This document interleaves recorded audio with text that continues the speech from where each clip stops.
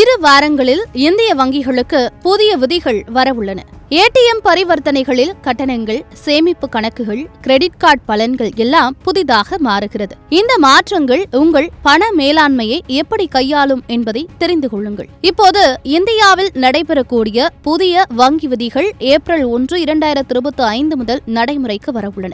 இந்த மாற்றங்கள் வாடிக்கையாளர்களின் நிதி மேலாண்மையில் முக்கிய மாற்றங்களை கொண்டு வருகின்றன. பல வங்கிகள் ஏடிஎம் மூலம் பணமெடுக்கும் நன்மைகளை மாற்றியுள்ளன. தற்பொழுது பெரும்பாலான வங்கிகளில் மாதம் 3 முதல் 5 முறை பணம் எடுக்கலாம். ஆனால் அதற்கு பிறகு 20 ரூபாய் முதல் 25 ரூபாய் வரை கூடுதல் கட்டணம் வசூலிக்கப்படும். இதனுடன் மற்ற வங்கிகளின் ஏடிஎம்களில் 3 முறை பணம் எடுக்க முடியும். அதாவது அதன் பிறகு கூடுதல் கட்டணம் விதிக்கப்படும். மேலும் சேமிப்பு கணக்குகளுக்கு குறைந்தபட்ச இருப்பு தேவைகள் ஏப்ரல் 1 முதல் அதிகரிக்கப்படுகின்றன. இது வாடிக்கையாளர்கள் குறைந்தபட்ச தொகை பராமரிக்காவிட்டால் அபராதம் செலுத்த வேண்டி இருக்கும் என்பதை உணர்த்துகிறது. நகர்ப்புற, அரை நகர்ப்புற, கிராமங்களில் உள்ள வாடிக்கையாளர்களுக்கு இதன் விதிகள் வெவ்வேறாக இருக்கும். எனவே வாடிக்கையாளர்கள் இதனை முன்கூட்டியே அறிந்து தங்களின் கணக்குகளின் நிலையை சரி செய்ய வேண்டும். அதே சமயம் பரிவர்த்தனைகளின் பாதுகாப்பை மேம்படுத்தும் நோக்குடன் பாசிட்டிவ் பே சிஸ்டம் செயல்படுத்தப்பட உள்ளது. இதில் 5000 ரூபாய்க்கு மேல் பணம் செலுத்தும் போது சரிபார்ப்பு தேவைப்படும்.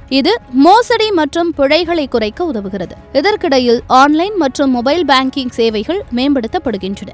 வாடிக்கையாளர்களுக்கு பாதுகாப்பான டிஜிட்டல் பரிவர்த்தனைகளை வழங்க பயோமெட்ரிக் வெரிஃபிகேஷன் மற்றும் 2 ஃபேக்டர் ஆத்தென்டிகேஷன் போன்ற புதிய பாதுகாப்பு முறைகள் செயல்படுத்தப்படுகின்றன. வங்கி சேவைகளில் இப்போது நடைபெறும் மாற்றங்கள் வாடிக்கையாளர்களுக்கு பல புதிய நன்மைகளை அளிக்கின்றன. குறிப்பாக சேமிப்பு கணக்குகளுக்கான வட்டி விகிதங்கள் மாற்றப்பட்டுள்ளன. இதன் மூலம் வாடிக்கையாளர்கள் தங்களின் சேமிப்புகளை மேலும் அதிகரிக்க முடியும். மேலும் எஃப்டிகளுக்கான வட்டி விகிதங்களும் பராமரிக்கப்பட்டுள்ளன. இதன் மூலம் நீண்ட கால முதலீடுகளை விரும்பும் வாடிக்கையாளர்களுக்கு மேலும் உறுதிப்படுத்தப்பட்டுள்ளது. அத்துடன் கிரெடிட் கார்டுகளின் பலன்களில் பல மாற்றங்கள் உள்ளன. சில முக்கிய வங்கிகள் கோ பிராண்டட் கிரெடிட் கார்டுகளின் பலன்களை மாற்றியுள்ளன. இது வாடிக்கையாளர்களின் வரவு செலவுகளையும் அவர்களது பரிமாற்ற முறைகளையும் பாதிக்கக்கூடும். எனவே வாடிக்கையாளர்கள் புதிய விதிகளுக்கு ஏற்ப தங்கள் நிதி பராமரிப்புகளை முன்கூட்டியே திட்டமிட வேண்டும். இந்த மாற்றங்கள் அனைத்தும் வாடிக்கையாளர்களுக்கு புதிய சேவைகளை வழங்கவும் அவர்களின் நிதி மேலாண்மையை எளிமைப்படுத்துவதையும் நோக்கமாக கொண்டுள்ளது.